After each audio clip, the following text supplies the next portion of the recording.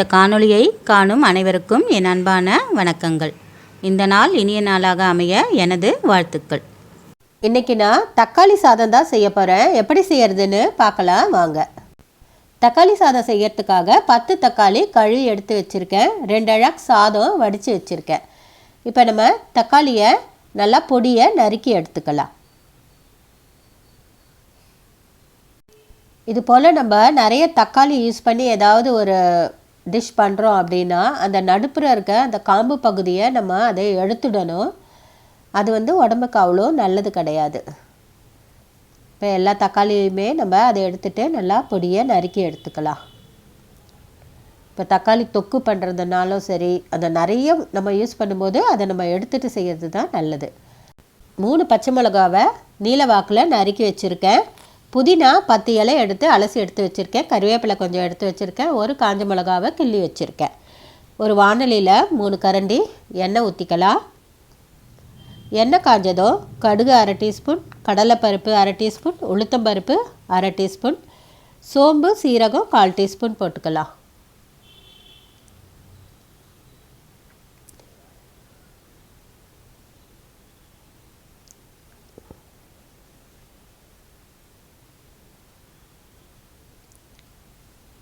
கடுகு பொரிஞ்சதும் காஞ்ச மிளகா போட்டுக்கலாம்.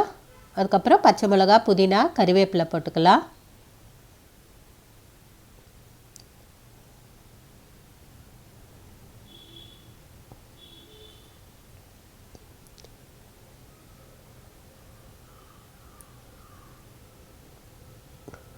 அது நல்லா வதங்கினதும் பெருங்காயம் 1/4 டீஸ்பூன் போட்டுக்கலாம்.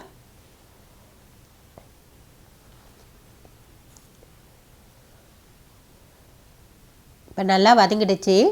நறுக்கி வச்சுருக்கேன் ஒரு பெரிய வெங்காயத்தை பொடியை நறுக்கி வச்சுருக்கேன். அதை போட்டு வதக்கலாம்.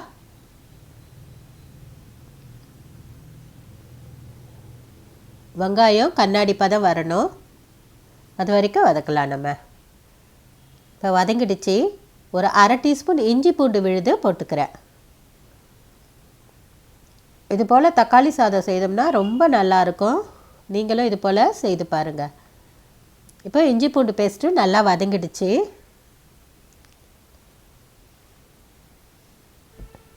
தனி மிளகாய்த்தூள் ஒரு 1/4 டீஸ்பூன் போட்டுக்கலாம். கரம் மசாலா 1/4 டீஸ்பூன் அளவுக்கு போட்டுக்கலாம்.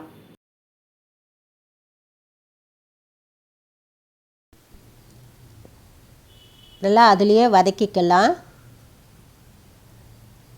இப்போ நம்ம நறுக்கி வச்சுருக்க தக்காளியை இதில் சேர்த்துக்கலாம்.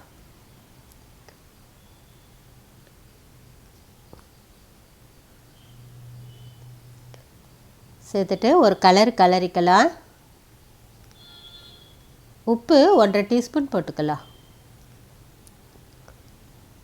மஞ்சள் தூள் ஒரு 1/2 டீஸ்பூன் போட்டுக்கலாம். போட்டுட்டு நல்லா கலந்து விட்டுட்டு ஒரு மூடி போட்டு நல்லா வதங்கட்டும். தீ ஒரு மீடியம் ஃப்ளேமில் வச்சுக்கலாம். அப்பப்போ திறந்து நல்லா கலந்து விட்டுக்கணும். தக்காளி குழைய வேகணும். தக்காளியிலேருந்து வர தண்ணியே கரெக்டாக இருக்கும். நம்ம தண்ணிலாம் ஊற்றணுன்னு இல்லை.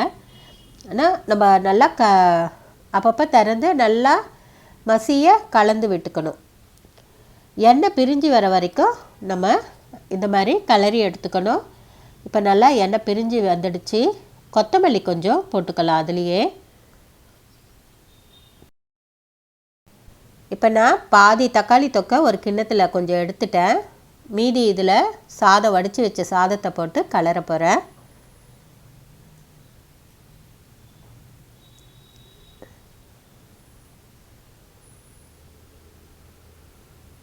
நல்லா போட்டு நம்ம கலந்து விட்டுக்கலாம். நெய் வேணும்னா நம்ம சேர்த்துக்கலாம். ஆனால் நான் நெய் இப்போ சேர்க்கலை.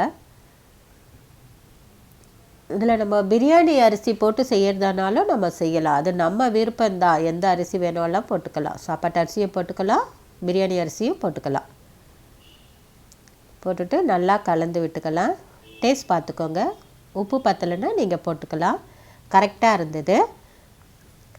இந்த தக்காளி சாதம் உண்மையிலே ரொம்ப ருசியாக இருந்தது. நீங்களும் ட்ரை பண்ணி பாருங்கள். தக்காளி சாதத்துக்கு வெண்டைக்காய் தான் செய்திருந்தோம் இன்றைக்கி. இந்த டிஃபன் பாக்ஸுக்கெல்லாம் கட்டி கொடுக்க ரொம்பவே நல்லாயிருக்கும். வீடியோ உங்களுக்கு பிடிச்சிருந்தா லைக் பண்ணுங்கள், ஷேர் பண்ணுங்கள், சப்ஸ்கிரைப் பண்ணுங்கள். இந்த காணொளியை பார்த்த அனைவருக்கும் என் நன்றிகள்.